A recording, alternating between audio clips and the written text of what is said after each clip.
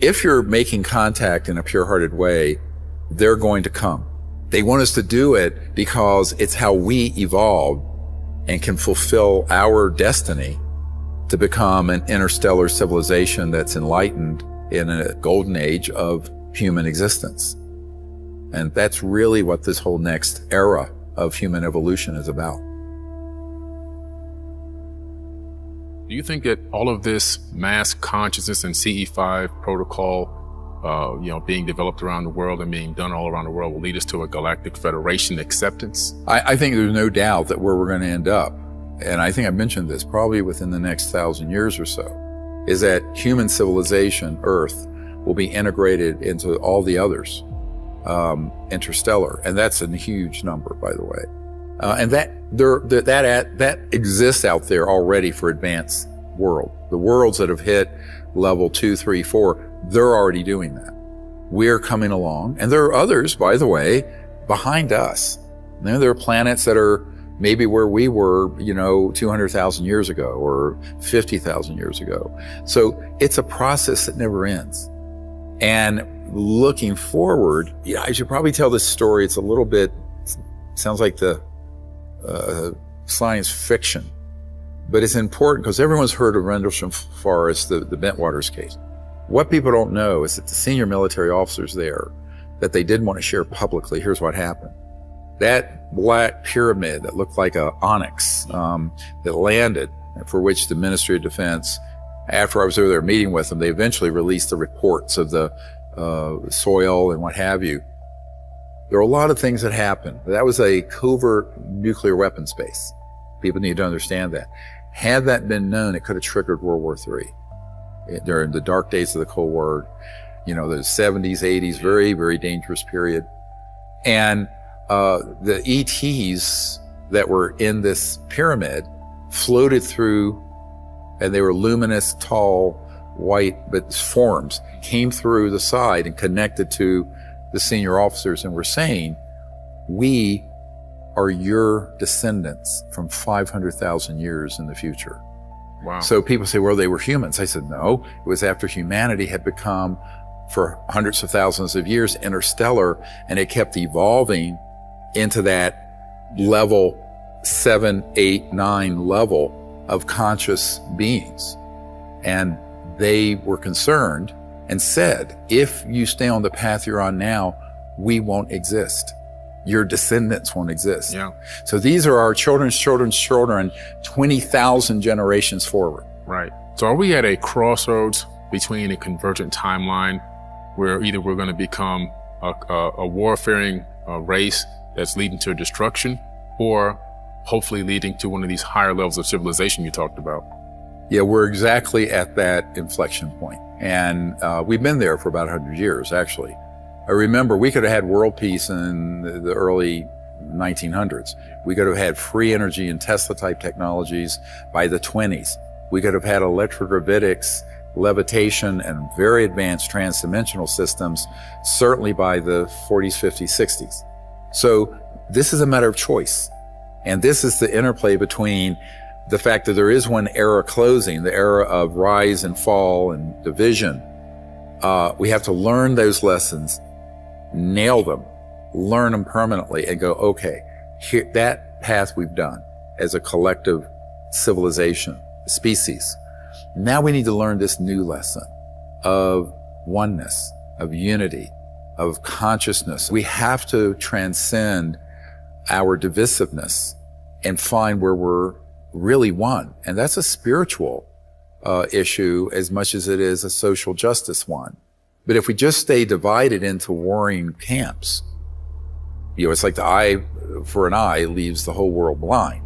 At a certain point, I view this really as a spiritual problem at its root, and the solution is spiritual, not necessarily religious, maybe for some people. But I think for the most part, we have to recognize it as a transcendent spiritual crisis, and there is a spiritual solution.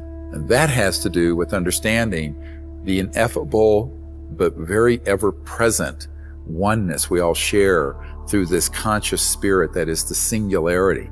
That, as Erwin Schrödinger said, the father of modern quantum physics, particle wave theory, in 1908, the total number of minds in the universe is 1. So we have to be deep enough to see that, like the compassion of the Buddha, where we see that all beings are us, we are they are us. So that is the motto for what I'm doing is one universe, one people. I view these civilizations out in space as people. They may be very different looking, they may be very different cultures, but they're people. They're intelligent, sentient people. And I think we need to get to that level of understanding and not project the divisiveness and the racism and all the tribal warfare of the last yuga onto the future. Yeah. See, I think we need to go beyond that. And of course, the wise people of the last 100 years have all called for that, whether it be Gandhi or Martin Luther King or many figures as spiritual leaders. And I think that at this point, the public has to say, we're going to make this happen. And if we do, it's a collective conscious decision. So it's a choice. We're at a fork in the road here and been there for about 100 years looking at a big perspective. And we need to make the right choice. We need to turn away from disunity and warfare and violence and make a really clear decision that we're going to live peacefully on Earth and in space. So there are people who want to unite the world against something out there. Right. That is not going forward, my friends. That's taking a big leap backward and leads to extinction. So we have to make this decision, and we really don't have a lot of time to do it, frankly. Dr. Greer, you have a special vision for humanity as we look to the future. What do you see in that future for us? What I see is us making it through this phase transition of chaos that we're in right now. And there will be very rapidly at that point coherence on the planet. First, sort of a material geopolitical world peace here and on Earth, rapidly followed by the pursuit of not only higher states of consciousness, but the release of these technologies that will transform the world. So the world that I have seen into the future, I had one wonderful lucid dream vision. I was in my 90s, and I was up in my beloved mountains of North Carolina or Virginia. My dad was half Cherokee Native American. And I was on this thing, a device, a personalized levitation device floating over these beautiful gorges and mountains. And it was pristine. The whole earth was pristine. And that was a very clear vision. But then I saw the cities, how we lived in the future. And the world was pristine. There was no pollution. All defilement of the earth had vanished. And remember, the technology we have already that are classified would enable us to clean up all the damage existing now in the oceans, the land, the air, including radioactive. I've seen systems where you can put radioactive material in, it neutralizes it, and the output is completely cleaned. There's some transmutation of elements that happen there too, by the way, in those systems. You end up with some silver and gold in the output that wasn't on the input. Wow. Because these are high magnetized plasma systems that take the waste material in, chemical or radioactive, and the magnetic force causes the electron shell to become a toroid, and then the nuclei combined. So it's like, yeah, and then it goes from the periodic table to different, but it also gets rid of the radioactive isotopes. Absolutely. So these are technologies I have seen personally. These are extant. They're on the earth now. So think of those all being released for peaceful purposes, not war, not weapons. And suddenly we have no pollution and we have no poverty. Things can be materialized eventually. And we have a civilization where the scrounging to make a subsistence existence is a thing of the past. Most illnesses and disease are a thing of the past. Human life will extend to our natural genetic clock, about 120 years. But epigenetically, with consciousness and medicine coming together, what happens in meditative states, you unlock all these genes they used to think were junk DNA, and suddenly our bodies are transformed.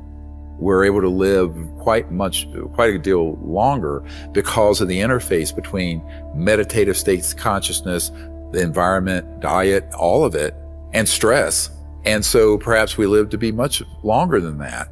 And then on top of it, you have the ability to have societies that are evolving where the focus becomes mainly on the science of consciousness, developing higher states of consciousness. So you go from, I call, a material peace to the great peace, the inner peace, the peace of enlightenment. But that's a transitional period. And I see that happening over the next few decades and hundreds of years. And then from there, the stars are the limit and the celestial is the limit. I mean, there is no limit.